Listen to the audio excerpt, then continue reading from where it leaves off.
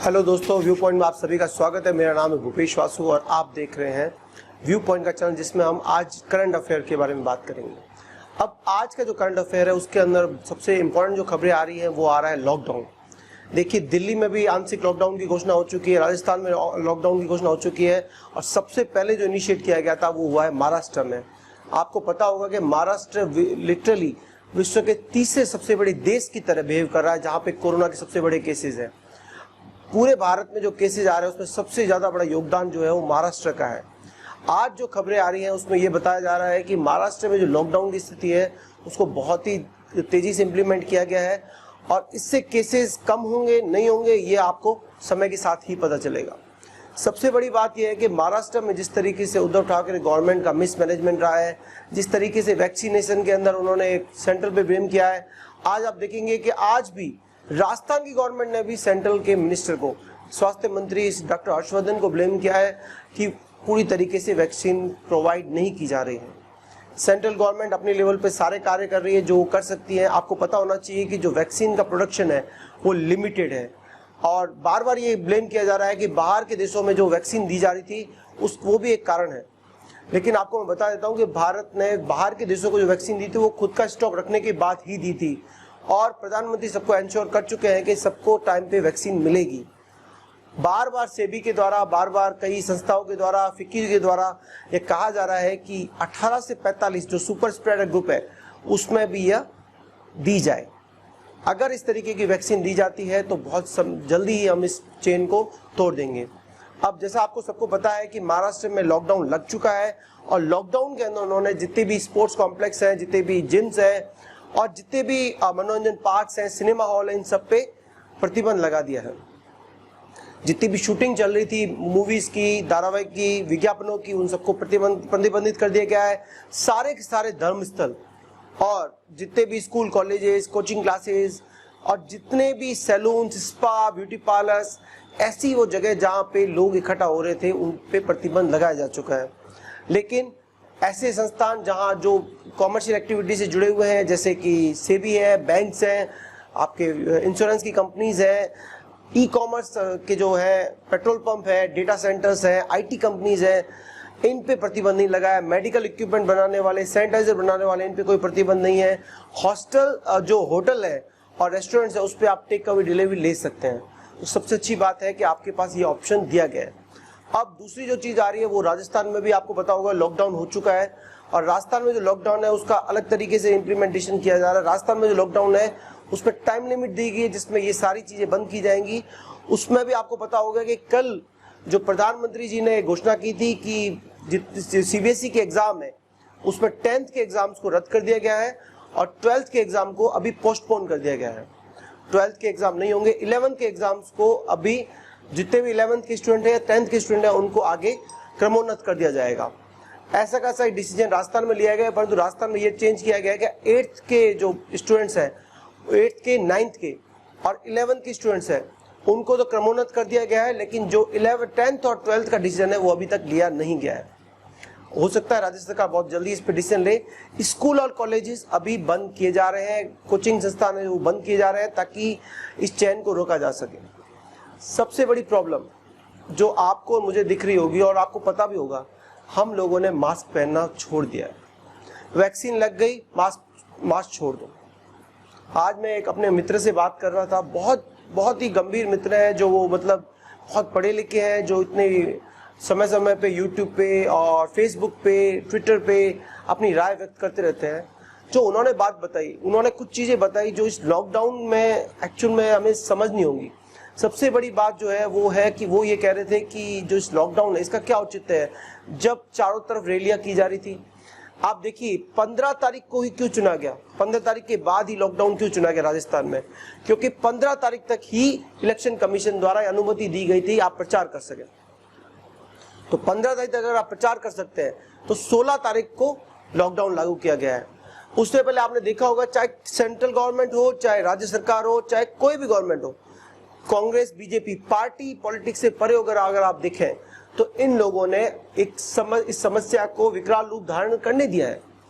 सबसे बड़ी प्रॉब्लम आप देखेंगे कि जब इस तरीके से ये लगातार समस्या बढ़ रही थी, लोग मर रहे थे, तब भी लगातार रैलियां हो रही थी, चाहे सेंट्रल मिनिस्टर हो, कैबिनेट मिनिस्टर्स हो, चाहे राज्य सरकार के मंत्री हो, बिना मास्क के घूम रहे थे, उन पे आपके कोई चालान नहीं किया गया था। बिना किसी सोशल डिस्टेंसिंग के मंचों पे रैलियां की जा रही थी, मंचों से भाषण दिए जा रहे थे। क्या सिर्फ आम जनता को ही भुगतना होगा? अब आज आप देखेंगे कि इस लॉकडाउन का एक और परिदृश्य भी आपको देखना पड़ेगा।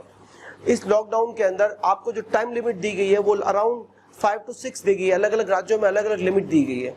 ज्यादातर जो ये ठेले हैं, ज्यादातर जो ये ओपन जो ये सामान बेचते हैं, इनको बंद कर दिया गया। जब 41 डिग्री टेम्परेचर, 42 डिग्री टेम्परेचर होगा तो आपको भी पता है कि जो लोग होते हैं वो रात को ही निकलते हैं परचेजिंग करने के लिए। अब आपने दिन भर उसको बंद कर दिया, आपने कहा कि रात को बंद करेंगे, जल्दी इवनिंग में। इससे अच्छा था कि आप दिन में बंद करते, क्योंकि जो बाहर से आने वाले लोग थे, वो गांव से आ रहा था, कोई आ रहा था, वो रुक जाते। इवनिंग में सिर्फ जो शहर के लोग होते वही परचेजिंग करते और उनकी जो संख्या होती वो लिमिटेड रहती।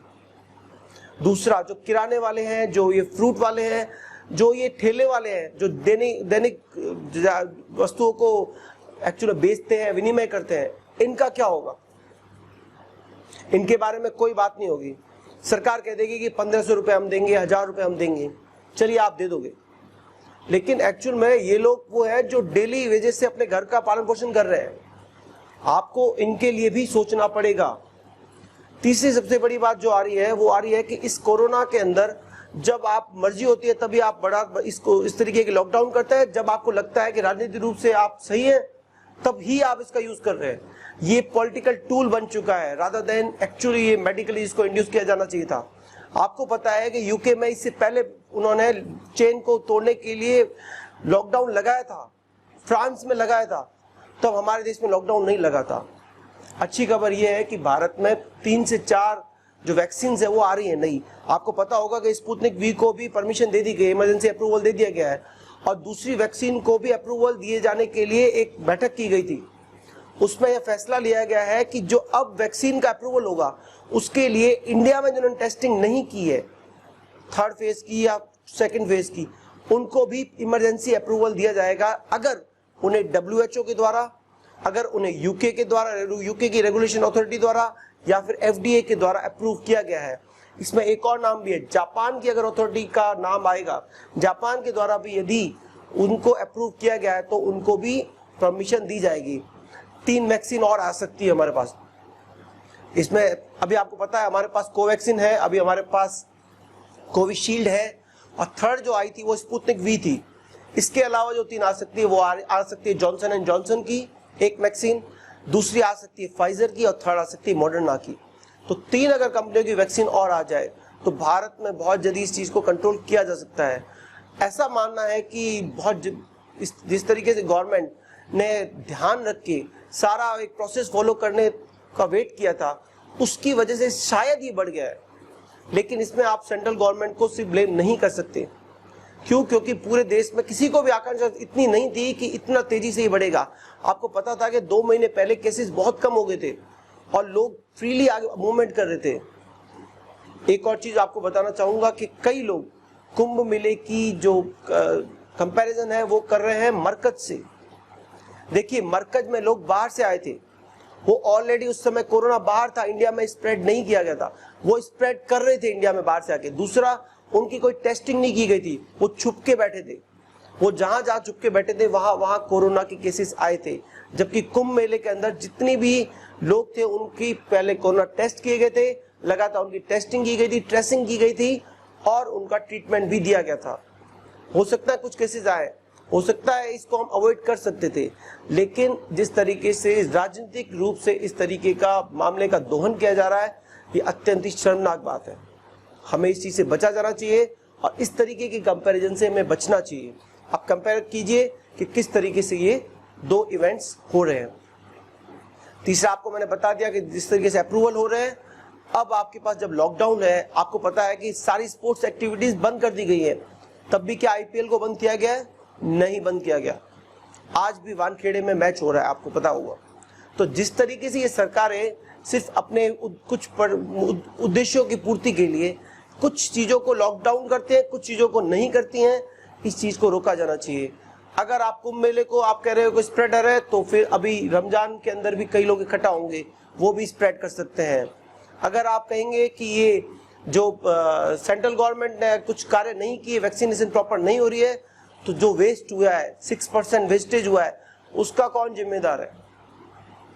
इस तरीके से सारे मामलों को आपस में बात करके हल किया जाना चाहिए और जितना जल्दी हो सके इस पे मामले को आपको आगे बढ़ा के काम करना चाहिए। सेंट्रल गवर्नमेंट, राज्य सरकारों को, दोनों को मिलकर ये करना चाहिए। एक और छोटी सी खबर मैं आपको बता देता हूं कि ऐसे समय में जब कोरोना इतना स्प्रेड हो रहा है, तब अलग अलग गवर्नमेंट्स इस चीज में इन्वॉल्व है कि उनके जो विधायक है, जो अभी असम के अंदर है, वो उनका स्वागत कैसे किया जाएगा।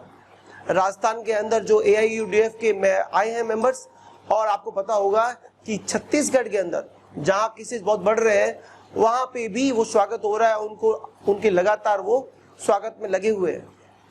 इस चीज पे भी विचार किया जाना चाहिए। क्या इस समय इस तरीके की घटनाएं की जानी चाहिए?